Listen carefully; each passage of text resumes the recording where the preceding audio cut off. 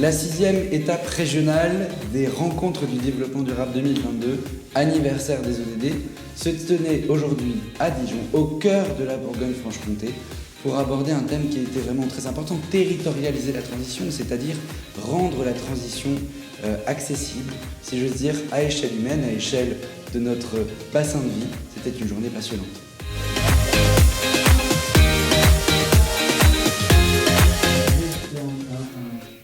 Donc aujourd'hui, on tend vers la prise en compte d'un écosystème, un écosystème local avec différents acteurs, différents niveaux de responsabilité, différents financeurs aussi, parce qu'on le sait aujourd'hui sur la biodiversité, l'État et les pouvoirs publics sont encore les premiers financeurs. Il faut qu'on amène à nous les privés, les industriels, pour pouvoir vraiment démultiplier cette action.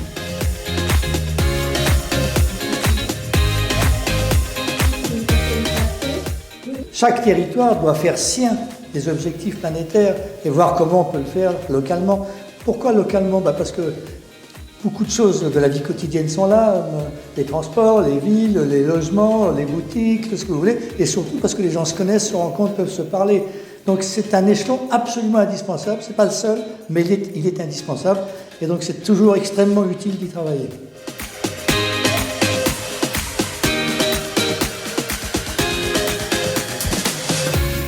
On est vraiment en train de travailler sur ce sujet de l'économie régénérative, ou en tout cas l'entreprise au service du vivant. Et c'est comment en fait l'entreprise prend sa part, est un vrai acteur. Donc ça vient de l'intérieur, il faut que la posture de l'entrepreneur change et évolue.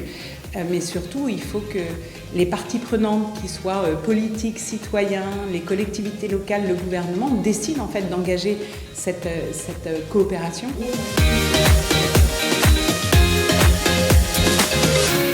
Le développement durable, ça part des objectifs du développement durable, de l'ONU, ça part des COP, COP25, mais ça part également du territoire, des villes, des métropoles comme Dijon, mais aussi de villes, de villages comme Montbard, comme Pommard, comme Saint-Seine-l'Abbaye. Et c'est en embarquant tout le monde, en embarquant tous les citoyens qu'on arrivera à piloter la transition écologique, économique et sociale.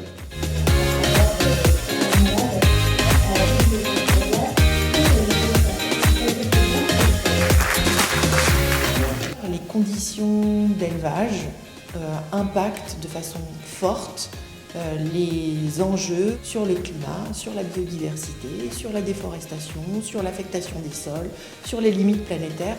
Bref, on est à un carrefour. Alors, une mesure d'urgence à prendre dès maintenant, consensuelle, puisque 9 Français sur 10 sont d'accord avec ça, c'est d'arrêter l'élevage intensif, de sortir de l'élevage intensif. Et ça va de pair avec un changement de notre modèle alimentaire, réduire de 50 à 90% notre consommation de viande et de poisson.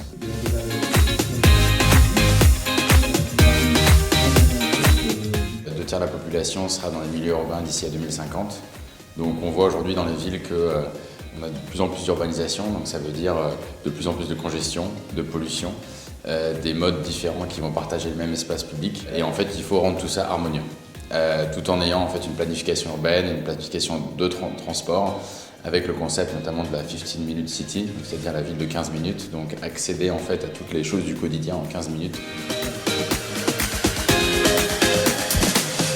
Alors, plutôt que parler de transition écologique, je parlerai de transition au pluriel.